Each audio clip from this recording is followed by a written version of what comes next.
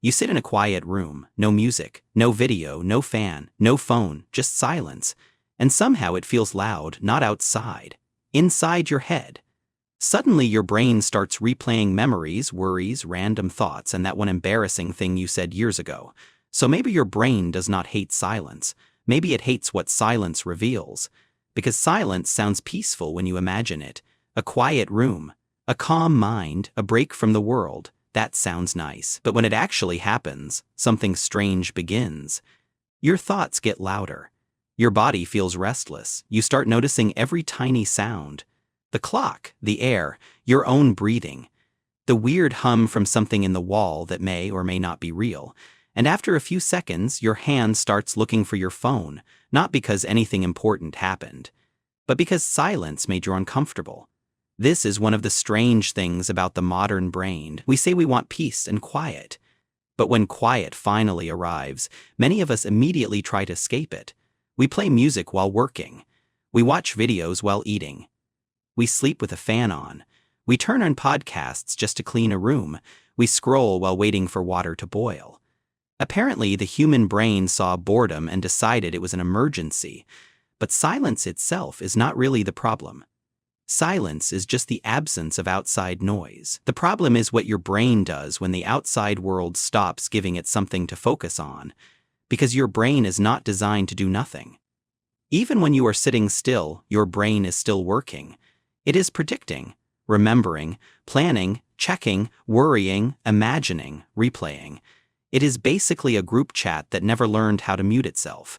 And when there is noise around you, that noise gives your brain something to hold on to. Music gives a rhythm. A video gives it images. A conversation gives a meaning. A phone gives it endless tiny rewards. But when all of that disappears, your brain still wants something to process. So it turns inward. That is when the thoughts appear, not because silence created them, but because silence gave them room. Think of your mind like a messy room. When the TV is on, the lights are flashing, and people are talking, you may not notice the mess. There is too much happening, but when everything gets quiet, suddenly you can see what was already there. The unfinished thought, the worry you ignored. The thing you forgot to do, the memory you did not ask for, the feeling you kept pushing away. Silence does not make your brain loud and removes the cover. That is why silence can feel uncomfortable. It can make you aware of things you usually avoid. During the day, distraction is easy. There is work, messages, errands, videos, noise, people, tasks. But at night when the room gets quiet, your brain finally has space. And sometimes it uses that space in the worst possible way. It starts reviewing your entire life like it is preparing a documentary nobody asked for. Here is a memory from school. Here is a conversation you should have handled better. Here is a fear about the future. Here is a random song from 2012. Here's a reminder that one day you will be old. Good luck sleeping. This is why many people say their thoughts get worse at night. It is not always because night is magical or because your brain suddenly becomes dramatic after sunset. It is because the day stops distracting you. The noise goes down. The room gets still, and your mind finally becomes easier to hear. Modern life makes this even harder. For most of human history, silence was normal. People did not have constant music. They did not have radios in their pockets. They did not have notifications lighting up their faces every few minutes. Quiet was part of life. But today, silence is rare. We have trained our brains to expect constant input. Wake up, check phone. Eat, watch something. Work, play music. Walk, wear headphones. Rest, scroll. Sleep, turn on background noise. We are surrounded by sound so often that silence can feel strange, almost like something is missing. And when the brain gets used to constant stimulation, quiet can feel like withdrawal. Not in a dramatic way, but in a simple way. Your brain expects something to happen. A sound, a message, a song, a video, a reward. And when nothing happens, it starts looking for stimulation inside itself. That is when overthinking enters the room. This is also why background noise can feel comforting. A fan is not just air, a podcast is not just talking. A TV playing in the background is not always about watching. Sometimes noise becomes emotional padding. It softens the room. It makes you feel less alone. It gives your brain a gentle place to rest. That is why some people cannot sleep in total silence. The quiet feels too open, too empty, too exposed. A fan or rain sound gives the brain something steady and predictable, not exciting enough to fully wake you up, but not empty enough to let every thought rush in. It is like giving your brain a soft blanket made of sound.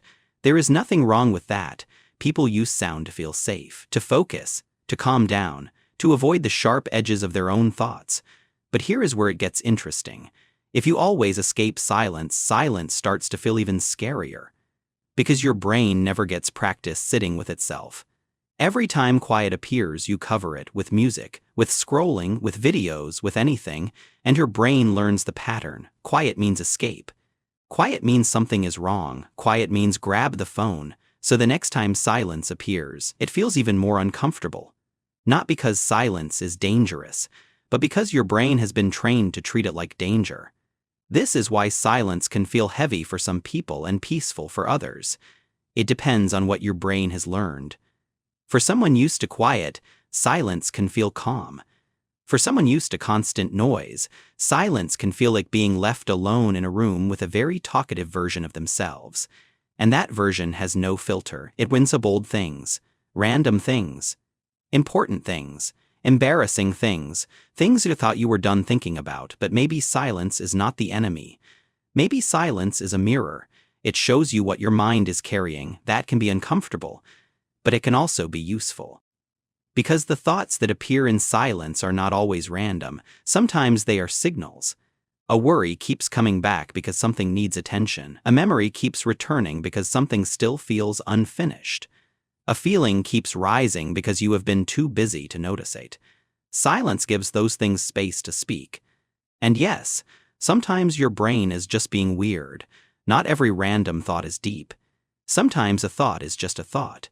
Sometimes your brain reminds you of an awkward moment from years ago because apparently it has terrible hobbies.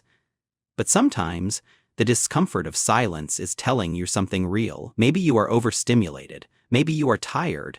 Maybe you have been using noise to avoid stress. Maybe your brain is asking for rest, but it does not remember what real rest feels like.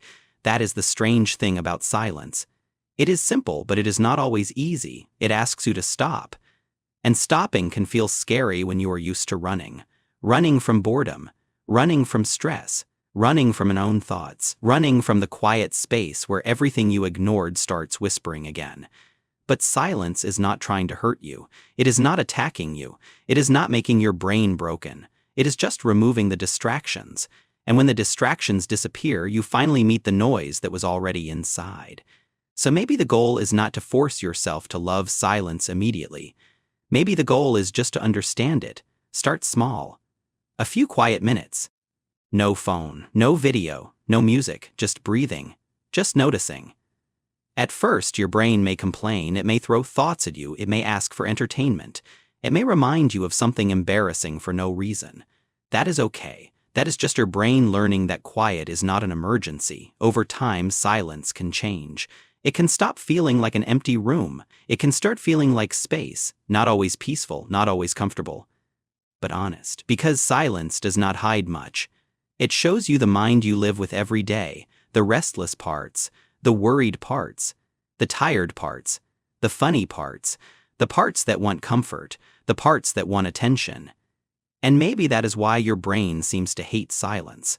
Not because silence is bad, but because silence is one of the few places where your brain cannot distract itself from being heard. So the next time you sit in a quiet room and your mind starts getting loud, maybe do not panic right away. Maybe notice it. Maybe listen for a moment. Maybe your brain is not trying to ruin the silence. Maybe it is just speaking because, for once, the world stopped interrupting. Silence was never empty. It was always waiting for you to hear what was underneath.